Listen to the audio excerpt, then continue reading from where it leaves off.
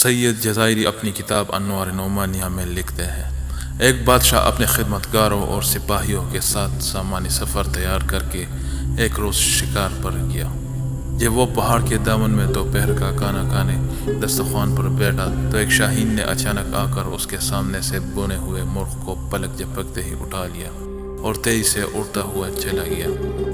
بادشاہ یہ بنا ہوا مرغ کھانا چاہتا تھا، لیکن وہ دیکھتا ہی رہ گیا۔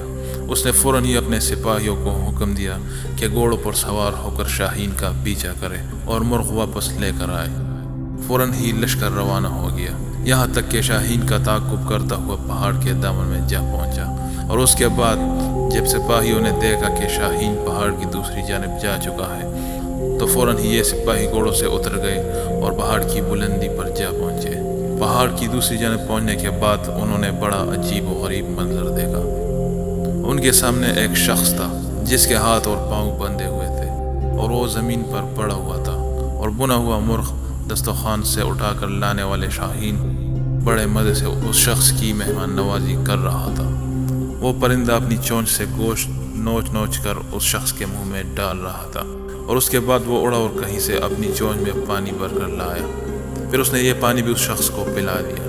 سپاہی اس شخص کے قریب پہنچے اور اس کے ہاتھ پاؤں کھول کر پوچھا کہ یہ کیا ماجرا ہے، تو اس نے سپاہیوں کا شکر ادا کرتے ہوئے بتایا، میں ایک تاجر ہوں، تجارت کے سلسلے میں اپنا مال و اسباب لے کر جا رہا تھا کہ اسی راستے میں ڈاکوؤں کا سامنا ہو گیا۔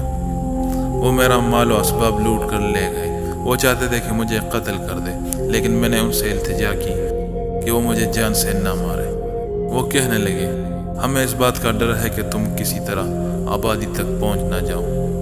اور اس کے بعد ان لوگوں نے مجھے اور میرے خچر کو باندھ دیا اور چلے گئے۔ پھر دوسرے دن یہ پرندہ میرے لیے کہیں سے روٹی اٹھا کر لے آیا، اور آج یہ بنا ہوا مرغ لے آیا ہے۔ روزانہ 2 مرتبہ یہ پرندہ میری مہمان نوازی کرتا ہے۔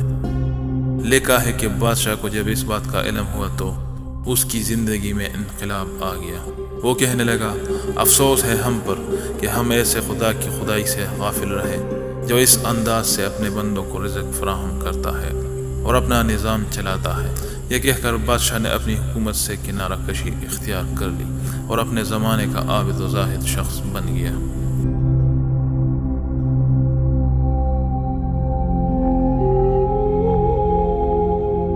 ویڈیو کو لائک، چینل کو سبسکرائب اور بیل آئیکن کو پریس کر دیجیے۔ ملتے ہیں ایک نئے ویڈیو کے ساتھ، تب تک کے لیے اللہ حافظ۔